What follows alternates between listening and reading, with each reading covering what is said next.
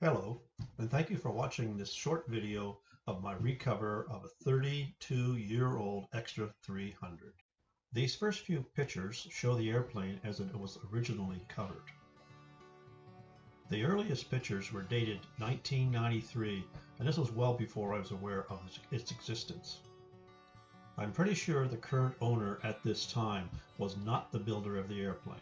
He was a good pilot, but he was not so good at building.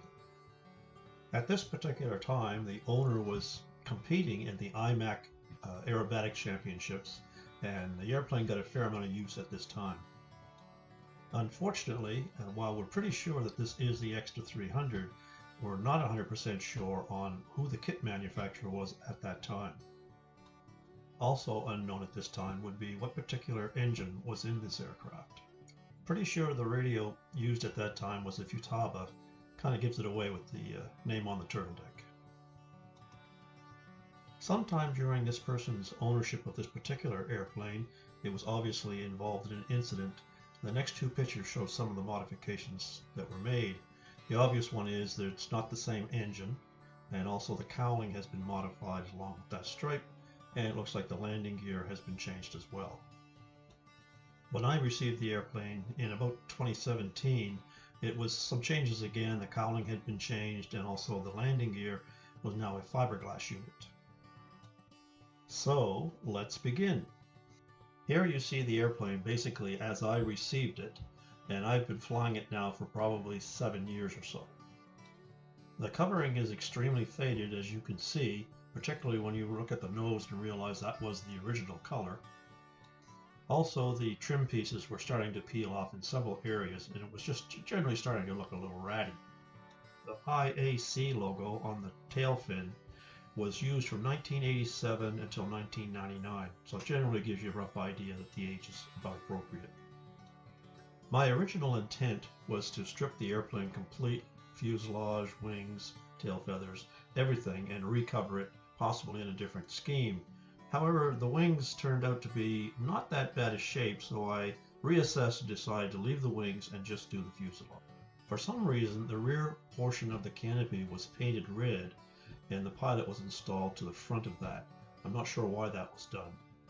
So here is the process as I started to remove the covering from the fuselage area, and gave me a pretty good idea of what I was getting into, whether there were repairs to be needed or whatever. I am using a monocoat heat gun to warm up the monocoat and hopefully loosen the adhesive and gradually pull the plastic off. The red that you see, the residue that's left over, is possibly where I get a little too warm and it would stay on the wood itself. The left stabilizer was discovered to have been broken at some point in time, and the repair looked like a fiberglass with epoxy repair, which seemed very sound.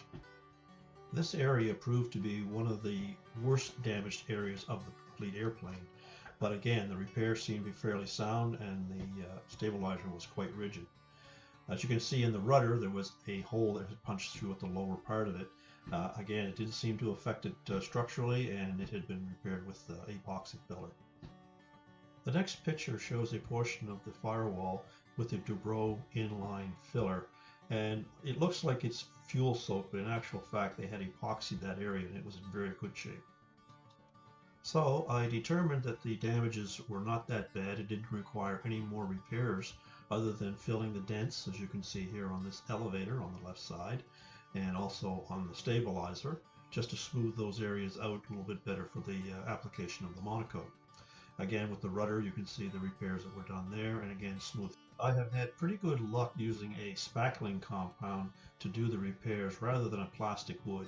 It applies easily, sands well, and monocoat goes over quite nicely to get up. The next picture is an interesting shot of the stabilizer showing not one, not two, but 3 hinge points. So apparently this has been repaired numerous times before. One of the areas that did require some attention was the bottom of the firewall back to the landing gear. Using rubbing alcohol and talcum powder, I was eventually able to soak up all those oil. These next pictures show the poor condition of the cowling. It had been basically brutalized over its lifespan and was in dire need of some repairs. The reason you see the tape measure there is at one point I was contemplating going with the Fiberglass Specialties, who actually have a cowling that would seem like it would fit in that area. However, after analyzing the work that would be required to salvage this particular cowl and not the insignificant price of a new one, I decided that let's strip it and see what it looks like, and maybe I can do something. I decided to use lacquer thinner for the stripping agent to get the paint off of the cowling, fiberglass cowling, and actually it worked quite well. It worked very quickly, and other than fairly strong fumes, I was pleased with the results, as you can see here. Once all the paint had been removed, it was now time to determine what areas needed to be repaired and what type of repair I was going to do. For the large hole in the bottom of the cowl, which was no longer needed for the engine I was using, I decided to use fiberglass mat and a fiberglass resin. The rest of the holes that were no longer required and minor blemishes, I basically used a fine fiberglass with just the regular epoxy. Once the fiberglass and epoxy resin had cured adequately, I applied some spackling compound and some glazing putty, some Bondo glazing putty, to help smooth out those rough areas.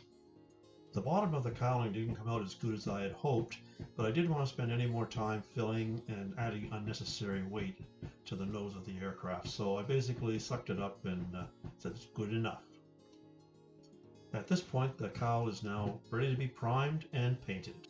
So now we move on to the covering of the fuselage.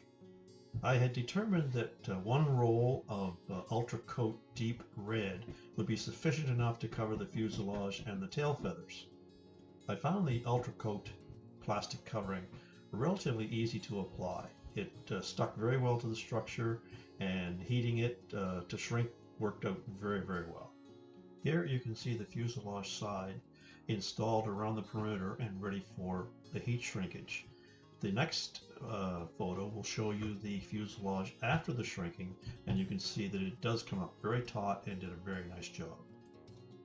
I knew that my available one roll of covering was just barely going to be enough to cover the fuselage and the wings, so I had to keep the sizes relatively small, which didn't give me a lot of excess to hang on to when I was doing the application.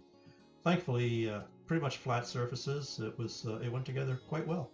So at this point, the fuselage is now covered, the tail feathers are covered, the flying control surfaces are now covered, and all the hinges have been installed.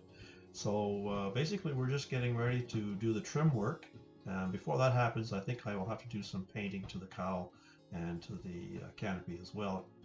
So that's it for this chapter. I hope you've enjoyed it, and there will be a follow-up to finish off the airplane. So subscribe if you'd like to see more, and hope to see you back here again.